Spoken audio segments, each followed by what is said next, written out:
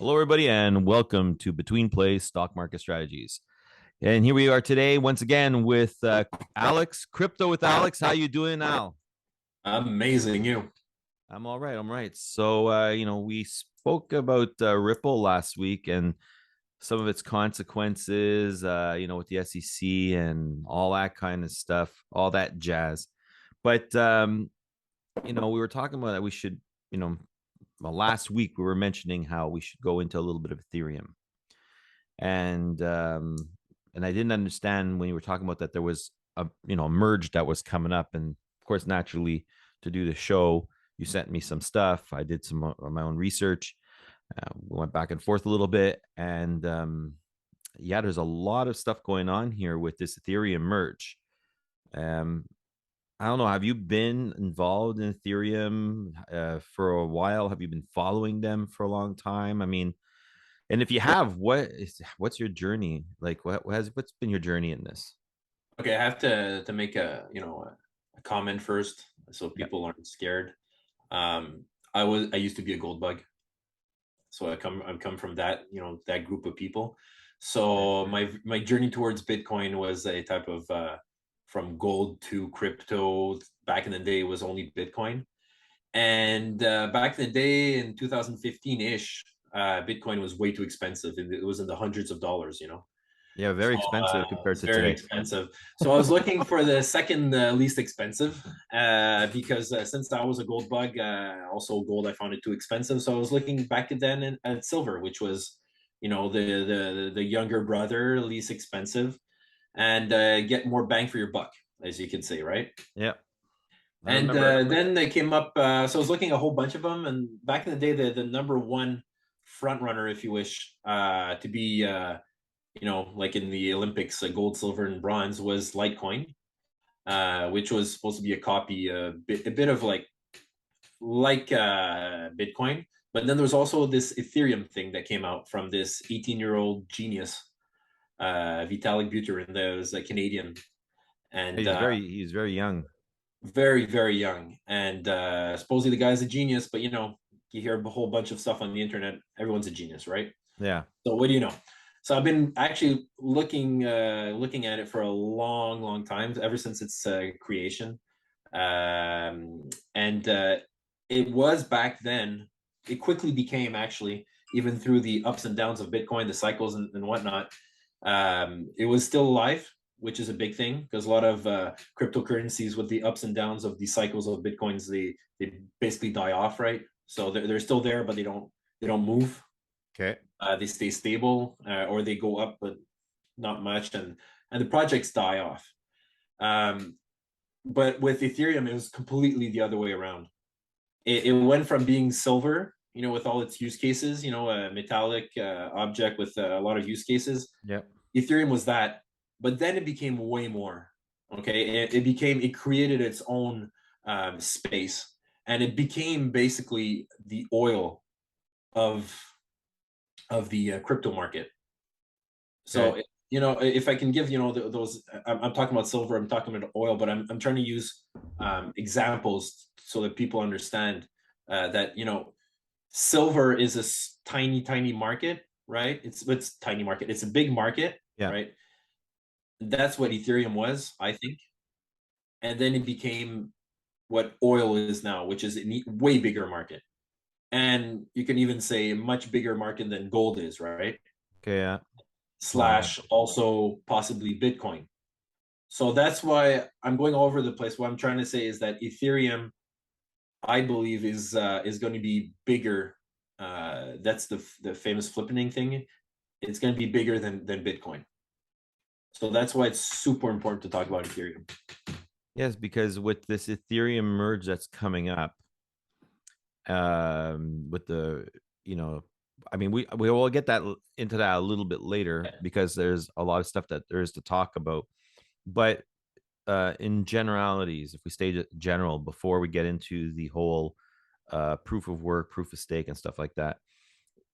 I mean, um, I remember back in the day when we were looking at Bitcoin and then it went up. And then I recall when we were looking at what would be the second, least expensive. Cause I remember it was Bitcoin, and we were looking at Ethereum, and then XRP. That was one of the ones that came up. Um, Also, and it was difficult to buy things back then. It wasn't as easy to buy it like today. Today it's so much easier compared to like 10 years ago. But basically Bitcoin itself, with its limited amount, is like a value. Like I was Yes. gonna say a value stock, but not a value stock, but it retains value, right? People put their money in it for value.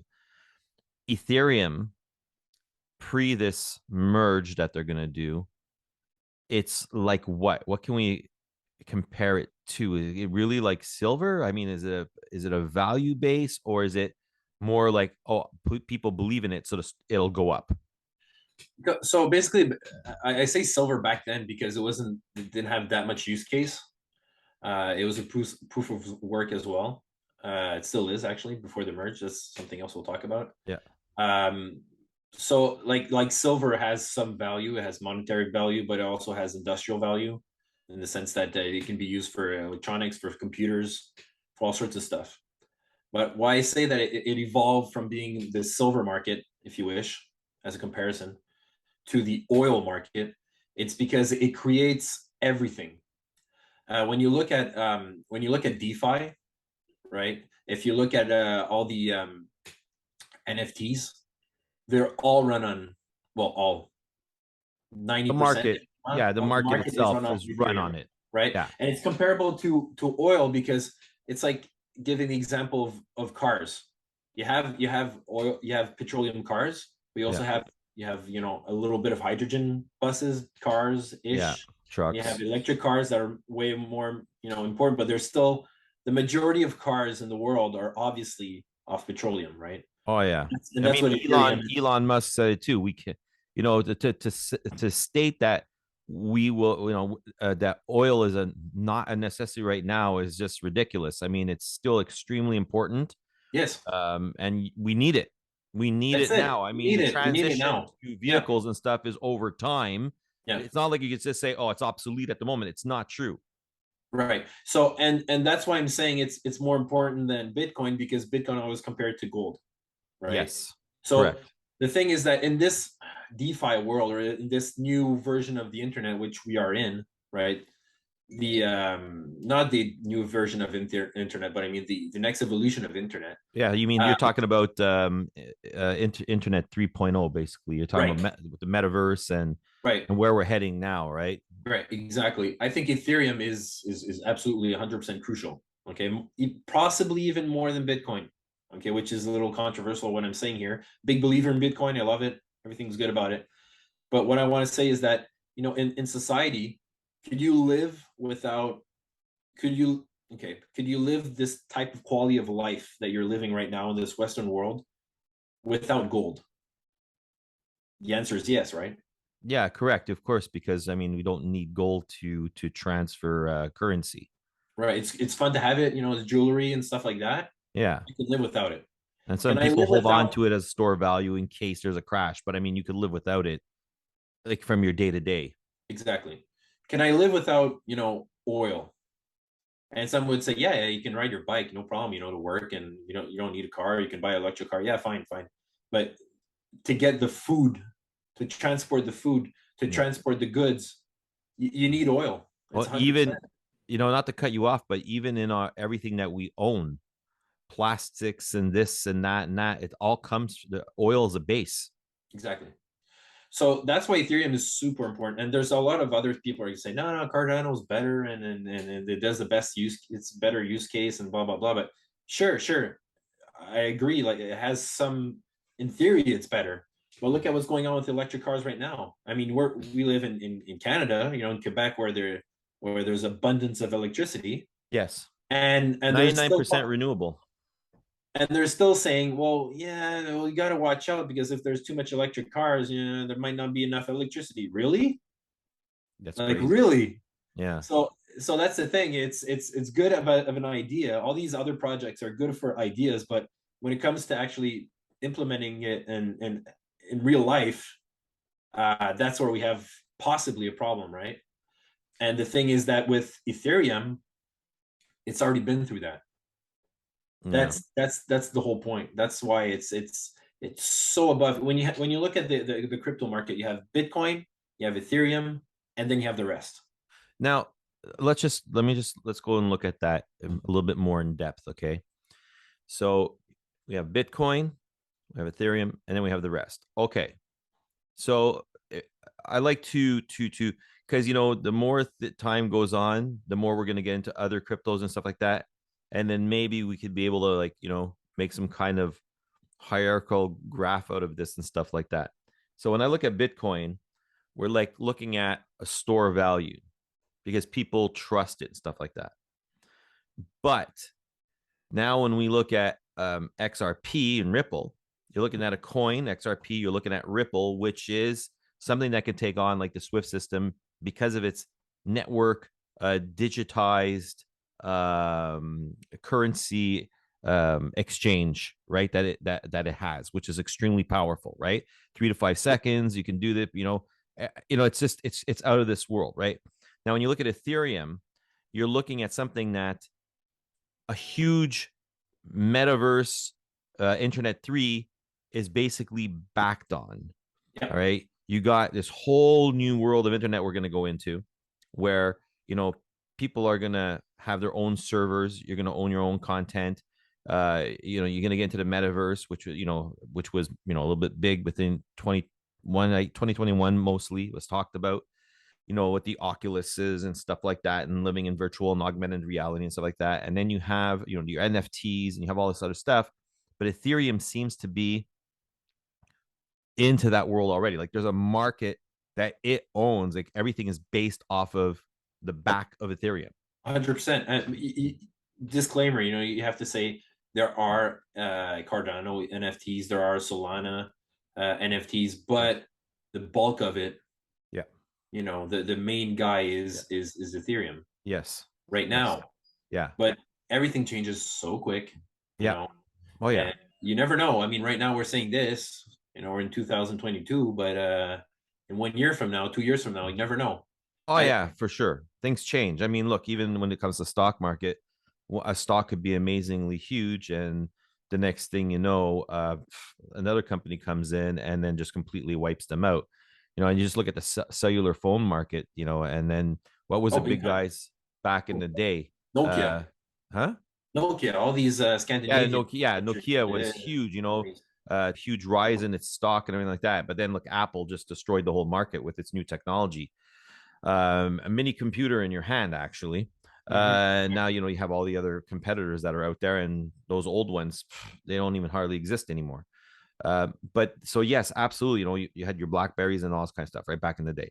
So today you're absolutely right. Things can change, but the Ethereum market is very important because the bulk of the market rests on its back. 100%. All right. So basically, what we're going to have to do is we'll have to look at the merge and see the importance of what this merge is. Yes.